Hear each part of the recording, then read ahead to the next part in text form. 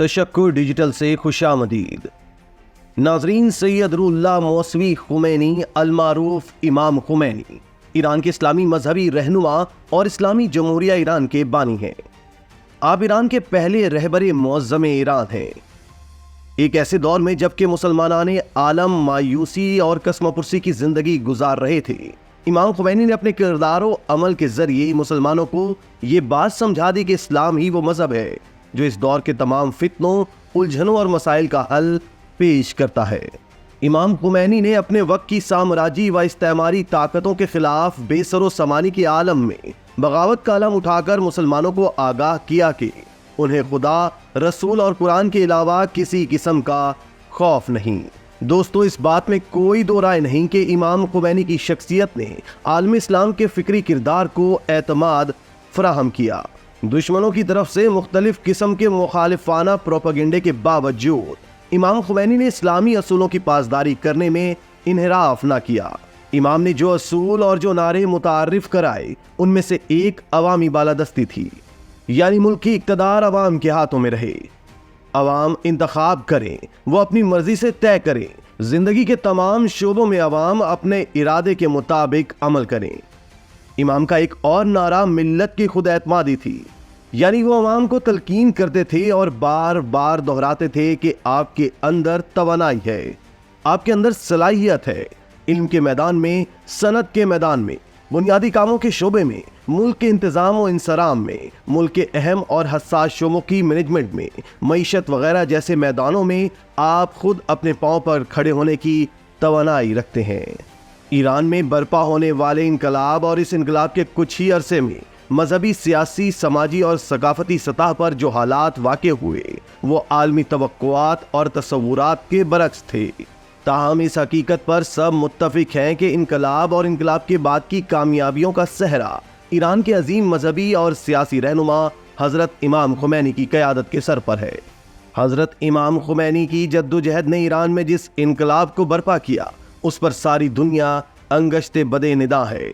नाजरीन, दुनिया की सियासत में तहलका मचा देने वाले इस मुअम्मर और दरवेश सिफ्त रहनुमा हजरत इमाम खुमैनी की जिंदगी शजाअत और बेबाकी के साथ साथ सादगी का मुरक्का है। हजरत इमाम खुमैनी ईरान के शहर खुमैन में पैदा हुए। आपके वालिद का नाम शहीद मुस्तफ़ा मौसवी और दादा का नाम सैयद अहमद मौसवी था। एक रिवायत के मुताबिक आपके दादा का ताल्लुक मशहूर व मारूफ आलिम, मुहक्किक और मुसन्निफ सैयद मीर हामिद हुसैन निशापुरी के ख़ानदान से है, जो लखनऊ में आबाद थे। सैयद मुस्तफ़ा इमाम खुमैनी के वालिद ने इब्तदाई तालीम नजफ अशरफ में हासिल की। उनका शुमार बहुत ही कम उम्री में नामवर उलमा और मुज्तहिदीन में किया जाने लगा। तालीम से फ़रागत के बाद वो खुमैन चले आए। आयतुल्लाह सैयद मुस्तफ़ा मौसवी ने न सिर्फ अवाम की रहनुमाई के फ़राइज़ अंजाम दिए, बल्कि वो इस जागीरदाराना निज़ाम के भी सख्त मुखालिफ थे।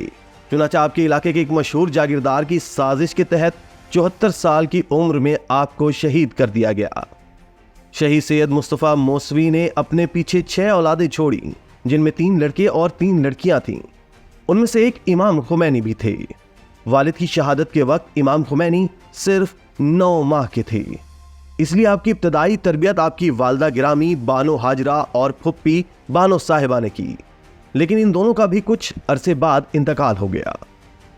नाज़रीन, हज़रत इमाम खुमैनी ने इन मसाइब और मुश्किलात में भी तालीम का सिलसिला जारी रखा। तालीम की तकमील के बाद आप कुम की दरगाह यानी हौज़ा अलमिया में मुअल्लिम और उस्ताद मुकर्रर हो गए। जल्दी आपका शुमार कुम के मुंतखब उलमा में किया जाने लगा। अवाम में दीनी रुझानात को फ़रोग़ देने के लिए आपने खुसूसी इज्तिमात का आगाज़ किया।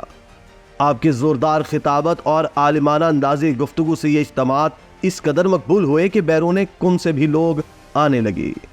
इमाम खुमैनी की अवाम में शोहरत से रज़ा खान के कान खड़े हो गए। उसने पुलिस के जरिए इन इज्तिमात को ख़त्म करने की हिदायत की, लेकिन कामयाबी ना हुई। यह हुकूमत से उनकी पहली झड़प थी, जिसका सिलसिला आइंदा भी जारी रहा। उस वक्त ईरान की ज़राअत और मईशत मफलूज होकर रह गई थी। दरसगाहों में कुरान की जगह इनकलाब सफ़ेद पढ़ाई जा रही थी। इस वजह से अवाम दीन की राह से दूर हट गए थे।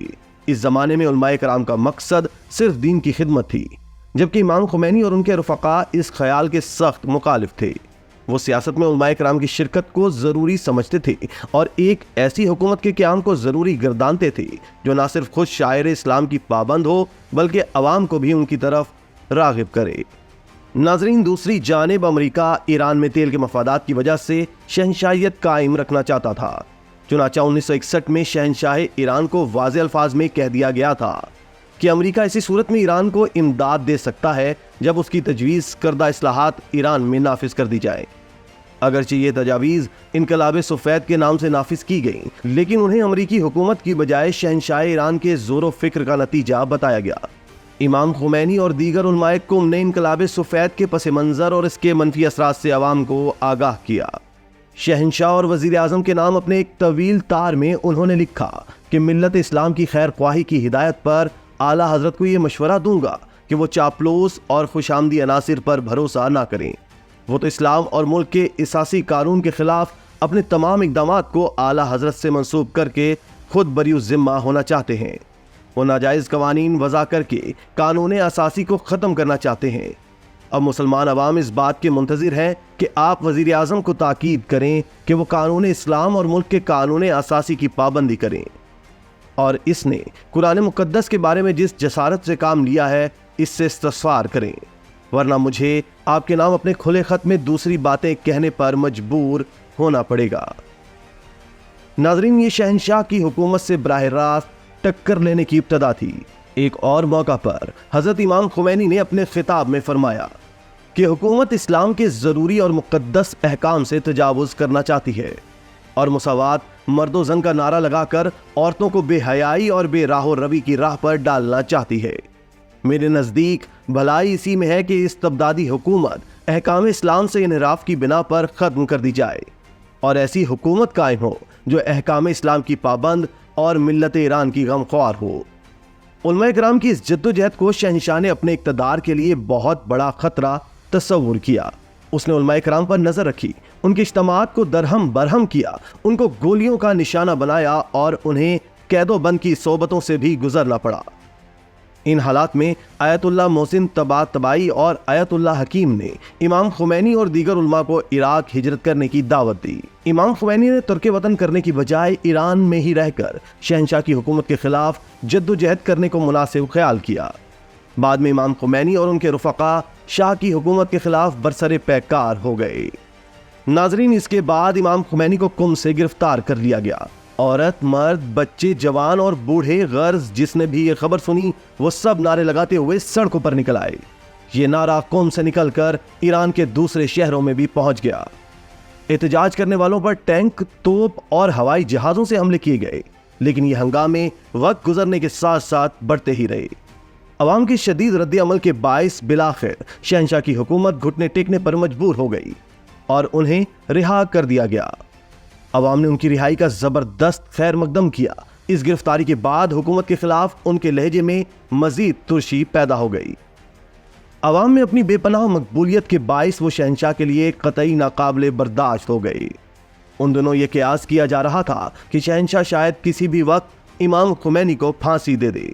लिहाजा इस अंदेशे के पेश नज़र कुम के 5 आयतुल्लाह ने इमाम खुमैनी को आयतुल्लाह बनाने का ऐलान कर दिया। ईरान के रिवाज के मुताबिक किसी आयतुल्लाह को फांसी नहीं दी जा सकती थी, इसलिए शहनशाह ने मजबूरन इंतहाई इक़दाम के तौर पर इमाम खुमैनी को 1962 में जिला वतन करके तुर्की भेज दिया। तुर्की में 1 साल के क़याम के बाद आप इराक चले गए। वहां भी आपने शहनशाह के खिलाफ अपनी मुहिम जारी रखी। उनके खुतबात टेप करके ईरान भेजे जाते रहे। इसी दौरान रजा शाह की खुफिया पुलिस सावाक के कारिंदों ने आपके बड़े फर्जंद मुस्तफ़ा खुमैनी को इराक ही में शहीद करा दिया। 1978 में ईरान के एक सरकारी अखबार में मजमून शाया किया गया जिसमें इमाम खुमैनी की शान में इंतहाई गुस्तखाना अल्फाज इस्तेमाल किए गए और उनके किरदार को मस्ख करने की कोशिश की गई। अवाम रजा खान की हुकूमत से पहले ही बेजार थे। इस मजमून से अवाम सड़कों पर निकल आए। इराकी हुकूमत पहले ही बहाने की तलाश में थी। वो इमाम खुमैनी की इराकी अवाम में मकबूलियत को अपने लिए खतरा समझती थी, इसलिए इमाम खुमैनी को इराक से रुखसत कर दिया गया। उसके बाद वो पेरिस चले गए। यहाँ आकर भी वो खामोश ना बैठे बल्कि अपनी जद्दोजहद को तेज तर कर दिया। यहाँ मेहदी बाजरगान, बनी सदर और कुतुबज़ादा भी उनके साथ शामिल हो गए। उधर ईरान में रजा खान इमाम खुमैनी के असरात को रद्द करने में कतई नाकाम हो चुका था। बिलाखिर शहंशाह ईरान ने शाहपुर बख्तियार को वजारत उज़्मा के ओहदे पर फाइज करके जनवरी 1979 को ईरान से निकलने पर मजबूर हो गया, जिस पर ईरान के अवाम ने बड़ी खुशी मनाई। 19 जनवरी को इमाम खुमैनी की ईरान आमद मुतवक्का थी, लेकिन वजीर आजम की हिदायत पर हवाई अड्डे को बंद कर दिया गया। उधर पेरिस में हजरत इमाम खुमैनी ने ऐलान किया कि वो जुम्मा को ईरान जाएंगे और उसी रोज जुम्मा की इमामत के बाद तेहरान के मरकजी कब्रिस्तान बहिश्ते ज़हरा में जाकर रजा खान के खिलाफ जद्दोजहद में शहीद होने वालों की कब्रों पर फातिहा ख्वानी करेंगे। ये खबर सुनते ही शाहपुर बख्तियार ने 25 जनवरी की शब से ही हवाई अड्डे को गैर मुअय्यना मुद्दत के लिए बंद कर दिया। शाहपुर बख्तियार खुद पेरिस जाकर इमाम खुमैनी से मुज़ाकरात करना चाहता था।